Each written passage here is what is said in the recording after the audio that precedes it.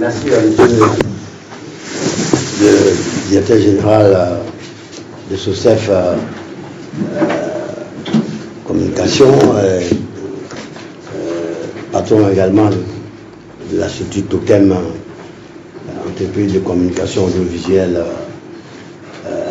qui est à la pointe, si j'ai pu dire, de la révolution technologique en matière de communication dans notre pays. Merci M. Laurent Okoye qui représentait l'Union nationale des journalistes de Côte d'Ivoire, dont j'ai eu l'insigne honneur de faire partie des pionniers qui en ont jeté les bases fondatrices. CSP à Cocody, nous étions en 1991 et depuis ce temps, l'Union naturellement a fait son chemin. Aujourd'hui, je suis super ému d'honneur de cette auguste et illustre, j'allais dire, fêtière, comme vous aimez le dire.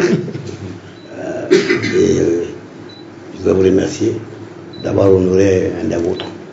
Je voudrais surtout remercier les jeunes journalistes, dames et messieurs, qui faites de déplacement pour le compte de vos rédactions différentes. Je dois me réjouir et me féliciter de cela parce que ça atteste de ce que vous accordez un intérêt fondamental et à ce que représente la presse dans ce pays. C'est une force. Celui qui a la presse a le pouvoir, puisque l'information, c'est celui qui a l'information qui a le pouvoir véritablement. L'objet de cette entrevue de cet après-midi tient dans ma volonté ferme de donner notre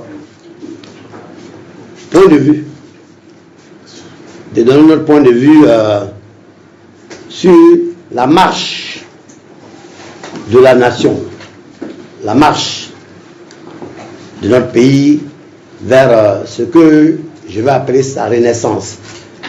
Vous n'êtes pas sans savoir que des soubresauts multiples ont à un moment ou à un autre érodé les fondements de ce si beau pays dont les strophes de l'hymne de Côte d'Ivoire chantent l'espoir et l'espérance. Salut aux terres d'espérance. Oui, la terre d'espérance. Pays de l'hospitalité, ont écrit l'abbé Pango et Monseigneur Koti. Déjà, c'était déjà à l'indépendance, il faut diriger ce pays. Et plus important encore, est-ce que on nous sert pour que tout continue? La patrie de la vraie fraternité. Question donc, sommes-nous toujours encore la patrie de la vraie fraternité? La terre d'espérance, pas la terre promise bien sûr, mais la terre d'espérance où quasiment presque toutes les nationalités africaines s'y sont retrouvées. Quel bel hommage à un si grand et beau pays. Un pays si hospitalier, un peuple généreux. Ça devrait suffire pour que nous continuions à prêcher par l'exemple. Hélas, je dois l'avouer, parce que pour avoir occupé des fonctions assez importantissimes, et tout à l'heure je vais vous en donner, le seul élément que j'ai apporté pour bien attester de la légitimité populaire qui est la mienne, et qui commande que je prenne la parole maintenant, pour irriguer certaines consciences, pour interpeller d'autres sur ce que je qualifie de manque de sagesse de la classe politique de Côte d'Ivoire. La classe politique de Côte d'Ivoire manque de sagesse. Et c'est une interpellation pour que la presse, dans son ensemble, dans la puissance qui est la sienne, la puissance de l'information, qui part toujours de nos micros, de nos plumes, après que, en éveilleur de conscience, nous ayons fait la part des choses pour que ce que les Éthiopiens, dans ce qu'il y a de plus beau dans leur proverbe, disent d'éviter la blessure des mots. Parce que les Éthiopiens disent qu'il n'y a pas de médecin pour soigner la blessure des mots. M-O-T-S, qui conduisent au mot M-A-U-X. Alors, l'actualité ivoirienne, vous la connaissez, elle est volatile. C'est pratiquement comme si nous étions dans une période très forte de turbulence, comme si il n'y avait pas d'autorité. J'estime qu'il nous appartient, à quelques bords politiques que nous appartenions, de faire preuve de sagesse, d'être assez fraternel, de comprendre que Dieu est le seul maître du destin des hommes. C'est lui donc qui, parce qu'il est généreux, donne à chacun ce qu'il veut et rend heureux ses créatures. Donc, si nous sommes habités par ces valeurs théocratiques très fortes, et que, en croyant que nous sommes à quelques confessions auxquelles nous appartenions, mais des paroles, des enseignements divins suffisent à nous assagir. Mais la classe politique ivoirienne n'est pas habitée par la sagesse. C'est pour cela qu'il est bon qu'en tant que fils de Houphouët-Boigny, ou fœtus originel, orthodoxe, parce que moi j'ai l'avantage d'avoir été nommé par Houphouët-Boigny, rédacteur chef de son journal. C'est pas pour rien que j'ai choisi de venir au siège de l'intelligence d'Abidjan. Parce que j'ai une émule qui est là, à la fin. Qui lui-même, avec Okwe, qui est vice-président de l'UNICI aujourd'hui, quasiment près de 20 ans après que nous ayons mis sur les fonds baptismaux l'Union, mais sont des témoins de ce que nous filmons ici, de ce que nous écrivîmes pour apaiser, pour éclairer les lanternes et les consciences sur la nécessité d'être ensemble, dans l'union des cœurs, dans l'amour et la joie partagée, mais non pas dans la défiance. Voici donc que je découvre que les Ivoiriens, puis individuellement, collectivement, veulent se battre avec leur ombre diante. Quelqu'un peut-il se battre contre son ombre? Ou bien nager contre l'eau, ou souffler contre le vent? Cela est possible. Ce pouvoir n'appartient qu'à Dieu seul. Et aucun être humain ne pourra le faire. Alors, l'atmosphère n'est pas bonne. J'aime pas. Et ma légitimité populaire ne me commande plus de me taire. Parce que les politiciens carriéristes, les oligarques et les hiérarques pensent-ils que seules leurs paroles, assis dans leur chapelle de différentes obédiences, sont celles-là qui doivent faire autorité? Non. Chaque Ivoirien, chaque citoyen ivoirien a une voix, appartient à une famille. Et donc, est fondée à s'exprimer, à donner son point de vue, à éviter que ce pays ne basculât dans un sens ou dans un autre. Nous devons être nourris par les enseignements du passé. Et les enseignements du passé, il suffit de regarder dans le rétroviseur. Hier nous commande que demain soit meilleur, dans des conditions psychologiques qui permettent à chaque Ivoirien de s'épanouir avec la grâce divine. Non pas que nous serons tous désobligés de dire, de faire, parce que d'autres êtres humains auquel il plaît au Seigneur, qu'ils occupassent les responsabilités qui sont les leurs aujourd'hui, que d'autres hier occupèrent, que d'autres encore occuperont peut-être demain. Mais cette approche dialectique permet donc d'en appeler à beaucoup de sérénité et de sagesse dans les propos et contre le pouvoir et contre ceux qui combattent le pouvoir.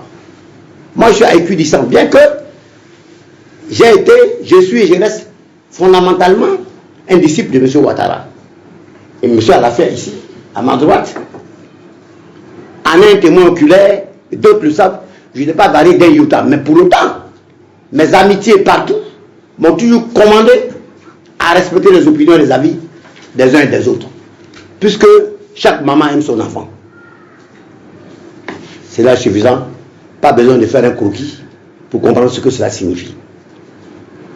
Aujourd'hui, je voulais exhorter la classe politique à beaucoup de sagesse, à moins de passion, ne pas donner l'impression que ce pays va à volo. Non, jusqu'à preuve du contraire, aussi bien politiquement que constitutionnellement, il y a un commandant de bord, il y a un capitaine dans le navire qui tient le gouvernail.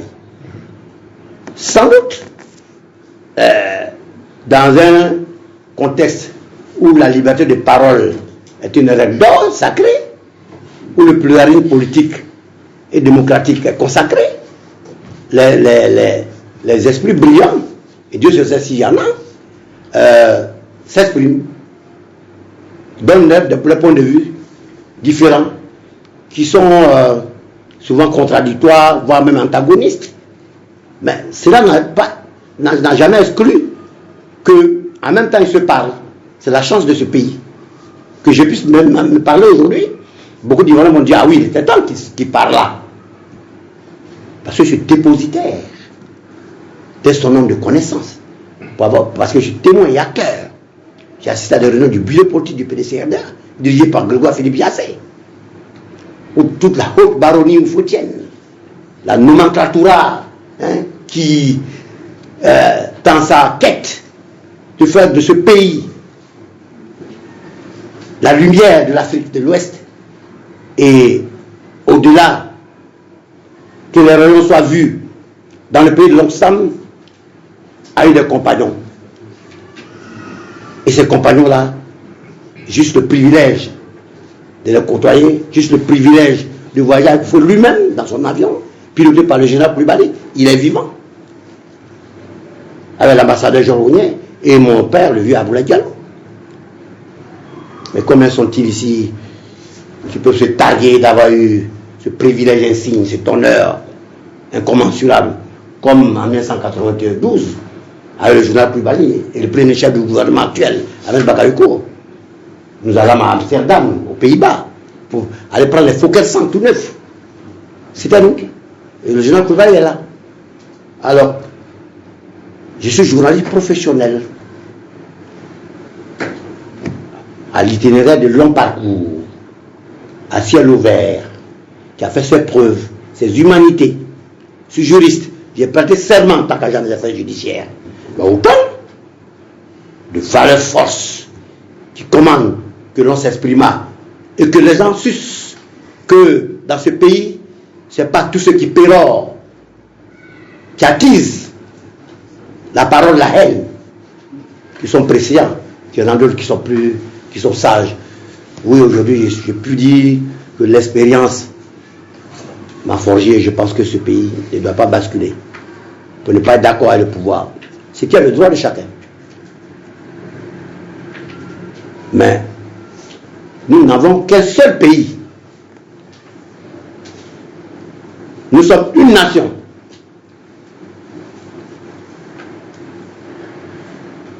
Un peuple.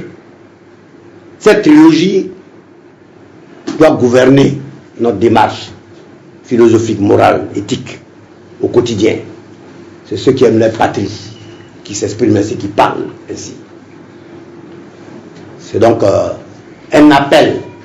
Et j'engage toute la presse à emboucher la trompette de la paix, pour que les velléités de toutes sortes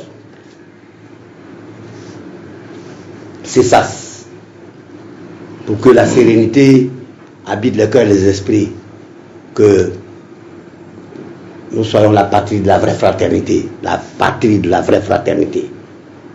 Salut aux terres d'espérance, le pays de l'hospitalité. Alors, en guise donc d'introduction, Monsieur le directeur général, cher ami, cher petit frère, Laurent Koué, qui n'en est pas moins, même monsieur le représentant du président de l'UNDCI, voici donc planter le décor qui explique donc que il m'a plu que je vinsse ici pour qu'à la ville et au monde, les Ivoiriens ne perdent pas espoir, que les Ivoiriens soient convaincus que nous sommes un peuple d'honneur, de bonheur et de partage, et que cela doit demeurer notre objectif de tout le temps, quelle que soit la nature des régimes et des hommes qui se connaissent tous, se sont tous pratiqués et s'aiment même pour beaucoup, contrairement aux diatribes enflammées, aux cases et aux philippiques et piques que les uns et les autres se décochent. Mais le fond, c'est ce précieux trésor qu'est la paix de la cœur et du cœur. La paix du cœur et l'amitié vraie qui font que ce pays-là, béni par les anciens, avec Oufouette, et tous ses disciples, parce qu'à la vérité, tous ceux qui de droite comme de gauche, d'hier à aujourd'hui, ont tous été des disciples d'Oufouette. Sont devenus ce qu'ils sont devenus grâce à la politique humaniste d'Oufouette, sa vision éclairée, l'école gratuite hier, la vraie école gratuite. On donnait les kaki, on donnait de l'argent aux parents. Toute l'élite, depuis l'aventure 46, jusqu'à ce que l'éveil de conscience habita certains cadres devenus universitaires, mais grâce à la politique d'Oufouette, c'est parce qu'ils avaient des bourses.